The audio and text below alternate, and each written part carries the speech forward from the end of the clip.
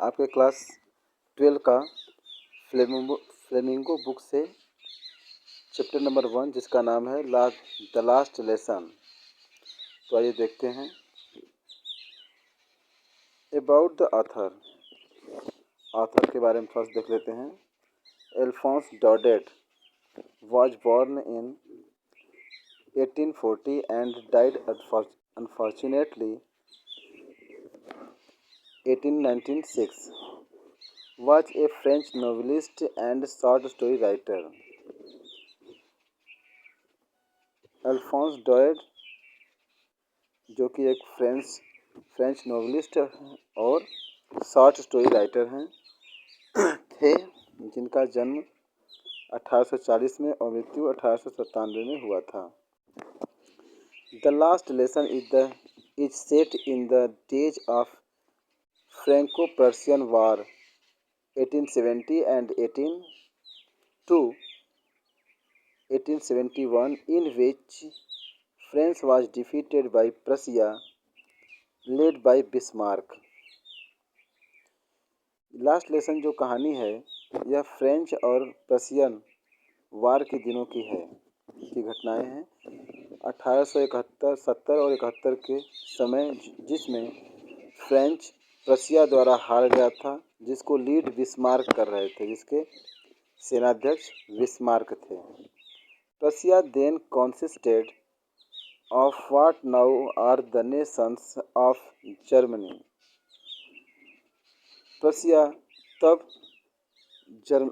Consist होता था, प्रशिया तब कहा जाता था, जिसको अब जर्मनी कहा जाता है। उस समय उसको प्रशिया कहते थे। Poland and the part Austria, मतलब ऑस्ट्रिया का कुछ पार्ट है, और पोलैंड और जर्मनी जो राष्ट्र है वो अब पहले प्रशिया हुआ करता था। In this story the French districts of Alsace and Lorraine have passed into Prussian hands. इस कहानी में जो फ्रेंच डिस्ट्रिक्ट हैं एल्सेस और लॉरेन, वो प्रशियन सेना के हाथ में चली जाती है। Read the story to find out what effect this had on life at school. जब फ्रेंच डिस्ट्रिक्ट एल्सेस और लॉरेन प्रशिया के हाथों में चली जाती है तो स्कूलों में जीवन पर इसका क्या प्रभाव पड़ा, आइए इस स्टोरी में देखते हैं।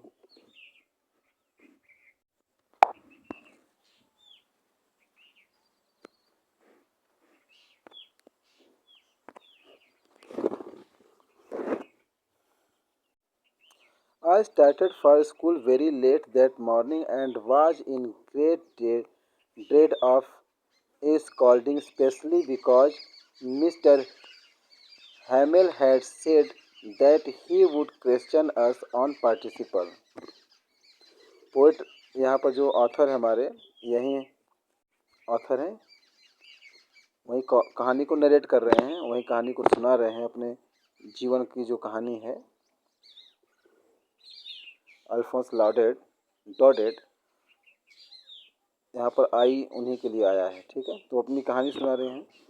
जब मैं स्कूल के लिए एकदम सुबह वेरी लेट दैट डे, यानी उस दिन मैं सुबह स्कूल के लिए रवाना हुआ तो मैं बहुत ड्रेड में था। ड्रेड मतलब बड़ा डरा हुआ था। ऑफ स्कॉल्डिंग यानी कि पीटा जाना या तो फिर डांट के कारण बहुत डरा हुआ था। स्पेशली जो कि विशेष रूप से जो कि क्यों डरे हुए थे, क्योंकि जो मिस्टर हैमेल थे उन्होंने कहा था कि वो पार्टिसिपल पर हम लोगों से क्वेश्चन पूछेंगे। And I did not know the first word about them, और मैं पार्टिसिपल के विषय में एक भी शब्द नहीं जानता था।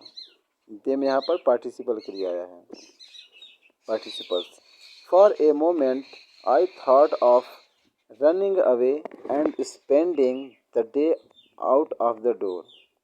एक क्षण के लिए मैंने सोचा कि भाग जाऊं और दरवाजे के बाहर यानी कि घर से बाहर पूरा दिन गुजार दूं।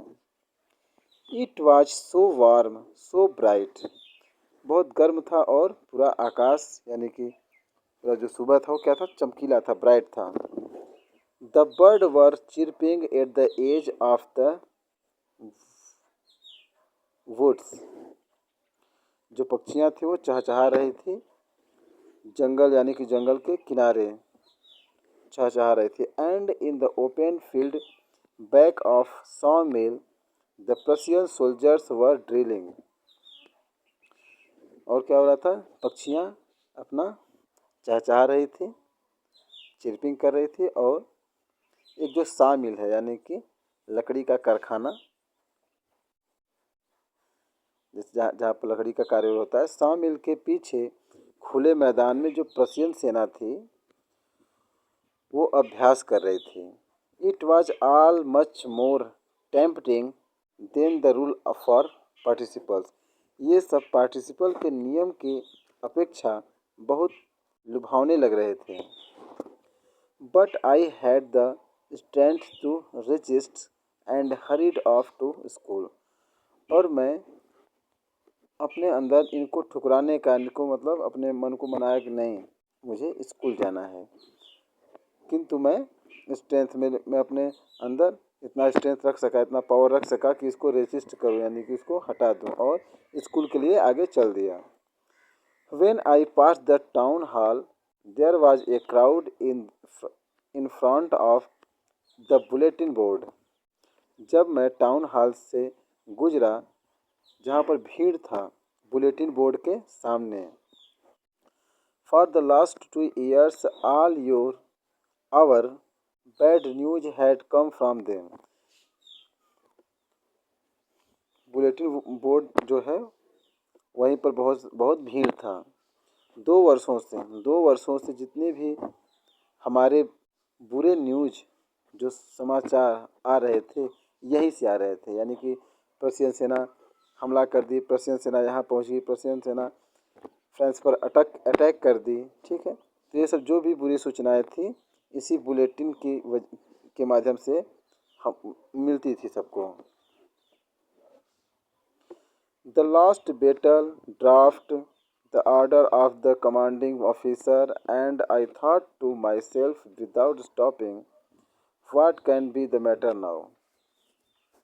अब कैसे कैसे न्यूज आ रहे थे, लास्ट बैटल्स बल्कि बैटल हार गए, ड्राफ्ट का और कमांडिंग ऑफिसर का जो ऑर्डर है ये सब, और मैंने सोचा माई सेल्फ, मैंने स्वयं सोचा विदाउट स्टॉपिंग, ये सब तो न्यूज आ रहे थे हमेशा बिना रुके मैं स्वयं सोचा, यानी कि आथर स्वयं सोचने लगे क्या मैटर हो सकता है, क्या बात हो सकता है अब जो कि इतनी भीड़ लगी है बुलेटिन बोर्ड के सामने।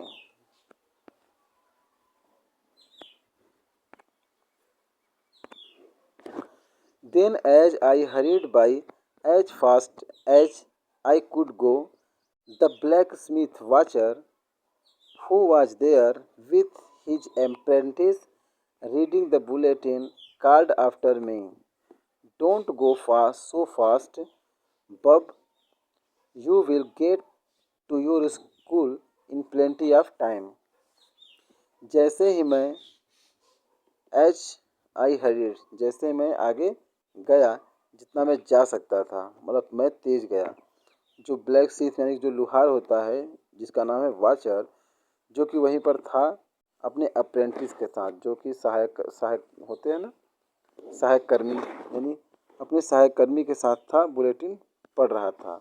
उसने मुझे पुकारा और बोला कि इतने तेज मत जाओ, डोंट गो सो फास्ट, इतनी तेज मत जाओ। बब यानी कि जैसे कि बेटा या राजू जैसे बोलते हैं अपने इधर, अपने गांव में, अपने घर में, तो अपने पास आस पड़ोस में जैसे बोलते हैं बब, यानी कि जैसे और बेटा और राजू इतना तेज मत जाओ नहीं तो पहुंच जाओगे, ठीक है, जैसे थोड़ा मजाक करते हैं। तो इतना तेज मत जाओ, तुम समय से पहुंच जाओगे स्कूल, इतना तेज क्यों जा रहे हो। You will get your school, तुम अपने स्कूल पहुंच जाओगे इन प्लेंटी ऑफ टाइम, समय से पहुंच जाओगे। I thought he was making fun of me, मैंने सोचा कि वह मुझसे मजाक कर रहा है। and reached M. Hammel's little garden all out of breath. उसने मैंने सोचा कि वह मुझसे मजाक कर रहा है और मैं एम हेमल का जो छोटा सा गार्डन है वहाँ पर पहुँच गया ऑल आउट ऑफ ब्रेथ, यानी कि अपने पूरे सांस से एकदम पूरा छोड़ते हुए या लेते हुए, जैसे हाँफते हुए, ठीक है, ऑल आउट ऑफ ब्रीथ यानी कि पूरा हाँफते हुए। Usually when school began there was a great bustle which could be heard out in the street, the opening and closing of desks, lessons repeated in union, very loud, with our hands over our ears to understand better, and the teacher's great ruler tapping on the table. सामान्यतः जब school खुलता था, begin यानी कि start होता था, तो बहुत बस्टल यानी कि बहुत शोर शराबा होता था। विच कुड बी हियर जो कि सुना जा सकता था इन द स्ट्रीट, स्ट्रीट तक यानी कि रोड तक सुनाई दी जा सकती थी।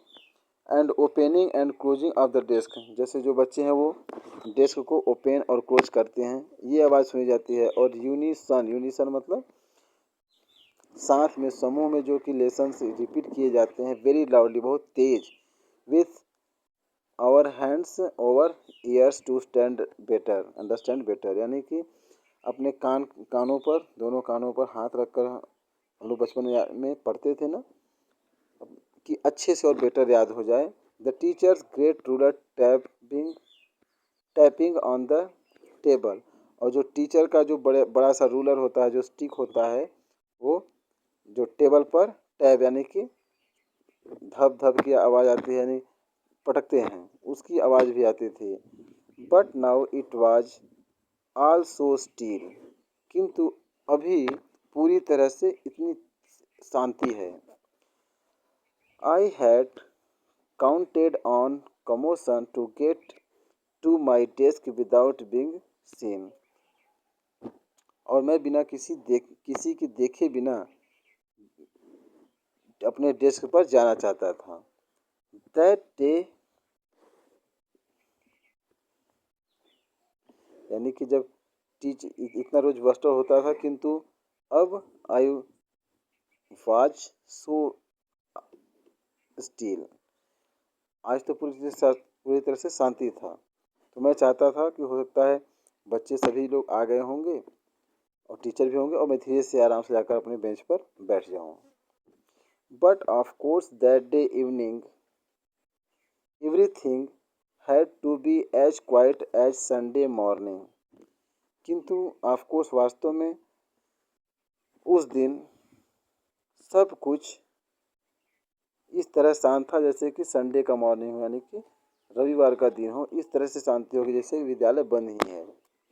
Through the window I saw my classmates already in their places and M. Hamel walking up and down with his terrible iron ruler under his arm. मैंने खिड़की से देखा मेरे क्लासमेट्स जो कि पहले से ही अपने स्थान पर बैठे हैं और जो एम हेमल हैं वो अप एंड डाउन मतलब इधर उधर टहल रहे हैं, अपने आर्म में, अपने भुजाओं में, अपने आर्म में रूलर, जो आयरन रूलर, जो टेरिबल यानी कि जो डरावना आयरन रूलर है, उसको साथ लिए हैं। I had to open the door and go in before everybody, और मुझे दरवाज़ा खोलना था और सभी के सामने जाना था। अभी तो जब स्कूल खुला रहता था अच्छे से सामान्यतः रोज़, तो फिर ये सब लोग आ जाते थे तो मैं चुपके से निकल जाता था और शोर वोर होती थी। आज तो शोर भी नहीं हो रहा, सभी लोग आ चुके हैं, तो मुझे दरवाज़ा स्वयं खोलना पड़ता और सभी लोगों के सामने जाना पड़ता।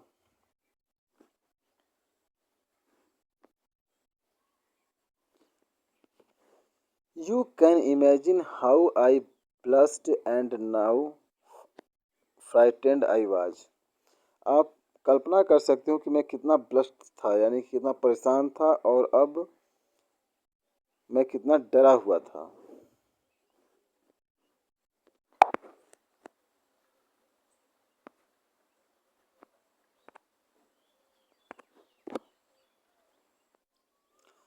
बट नथिंग हैपेंड, लेकिन कुछ नहीं हुआ। M Hamel saw me and said very kindly, और कुछ नहीं हुआ। एम हेमल ने मुझे देखा और बहुत नम्रता से, बहुत विनम्रता से मुझसे बोले, go to your place quickly little friend, we were beginning without you.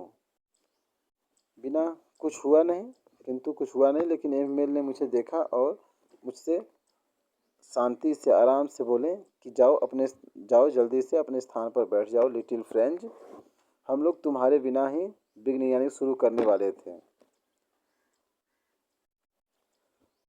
I jumped over the bench and set down at my desk, और मैं बेंच पर डेस्क जंप किया और जाकर अपने डेस्क पर बैठ गया।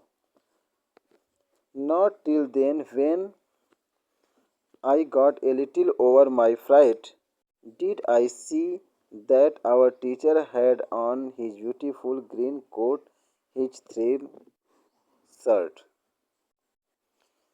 जब मैं जाकर जंप करके अपने डेस्क पर गया और अपने डेस्क पर बैठ गया। नॉट टिल देन, तब तक जब मैं थोड़ा सा अपने फ्लाइट पर यानी अपने डर पर काबू किया, तो मैंने देखा कि जो हमारे टीचर हैं वो ब्यूटीफुल ग्रीन कोट, अपने सुंदर से कोट पहने हुए थे। हिज थ्रिल शर्ट, जो कि उनका थ्रिल शर्ट था वो पहने थे।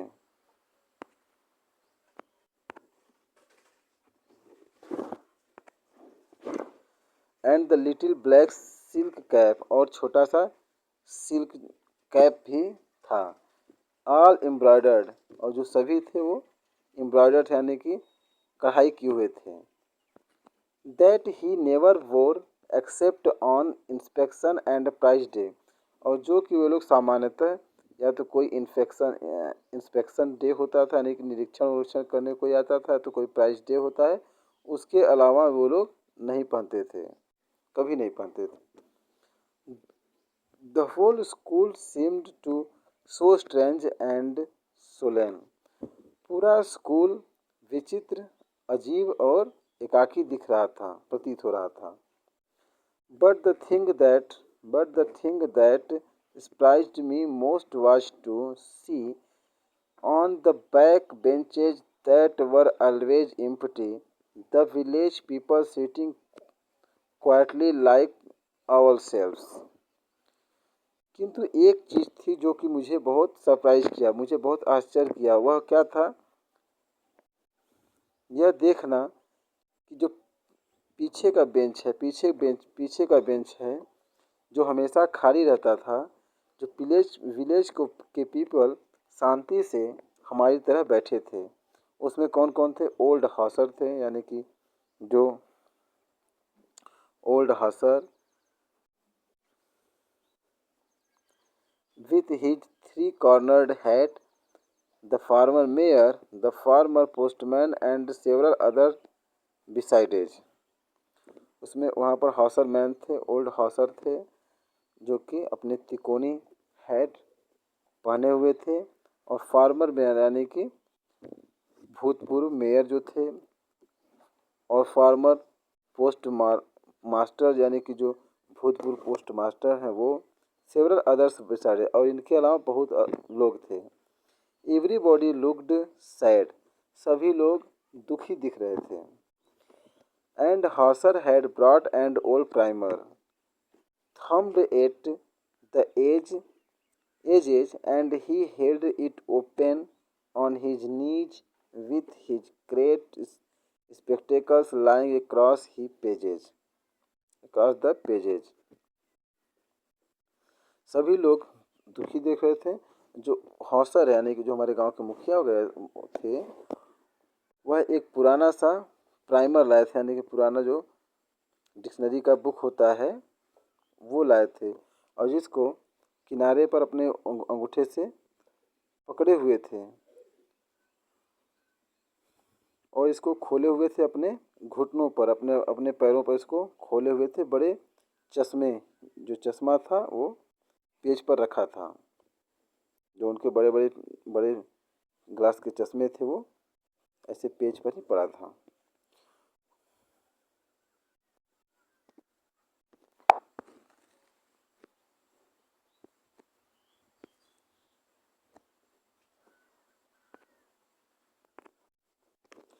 While I was wondering about it all, Mr. Hamel mounted his chair. जबकि मैं वंडरिंग, इन सभी चीज़ों को देखकर वंडरिंग आश्चर्यचकित था, मिस्टर हैमेल चेयर पर बैठ गए। In the same grave and gentle tone which he had used to me, said, my children, this is the last lesson I shall give you. जबकि मैं आश्चर्यचकित था, मिस्टर हैमेल अपने चेयर पर बैठ गए और सेम ग्रेव यानी कि उसी गंभीरता के साथ और उसी जेंटलनेस के साथ, जेंटल टोन यानी कि उनकी जो आवाज़ थी वो बहुत अच्छी थी, जो कि ही यूज टू मी, वो मुझसे जब बोलते थे तो क्या बोले, माई चिल्ड्रेन, यह मेरे बच्चे, यह आपका लास्ट लेसन है जो मैं आपको पढ़ाऊँगा। The order has come from Berlin to teach only German in the schools of Alsace and Lorraine. Berlin से आज्ञा आई है कि केवल एल्सेस और लॉरेन के स्कूलों में केवल जर्मनी पढ़ाए जाने के लिए ऑर्डर आया है। कहाँ से आया है? बर्लिन से ऑर्डर आया है। The new master comes tomorrow, और जो नए मास्टर हैं जो जर्मनी पढ़ाएंगे वो कल से यहाँ पर आएंगे। This is the your last French lesson, I want you to be very attentive. यह आपका जो लास्ट फ्रेंच लेसन है, मैं आप लोगों को वेरी अटेंटिव, वह ध्यान से मतलब पढ़ाना चाहता हूँ। What a thunderclap these words were to me. ये शब्द जो था कितना मतलब कपाने वाला था, कितना अजीब अजीब था ये शब्द मेरे लिए। ओह the wretches, that was what they had put up at the town hall। तब हेमूल को ध्यान आता है कि ओह wretches, ओह कितना दुर्भाग्य की बात है। that was what, यही था जो कि वे वहाँ पर खड़े होकर टाउन हॉल के पास देख रहे थे, जो कि सभी लोग थे। My last French lesson, why I hardly knew how to write, I should never learn any more. I must stop there then. Oh, how sorry I was for not learning my lessons, for seeking brights edge, eggs and going slides on shore. My books that had seemed a such nuisance a while ago, so heavy to carry. My grammar and my history of the saints were old friends now that I could not give up.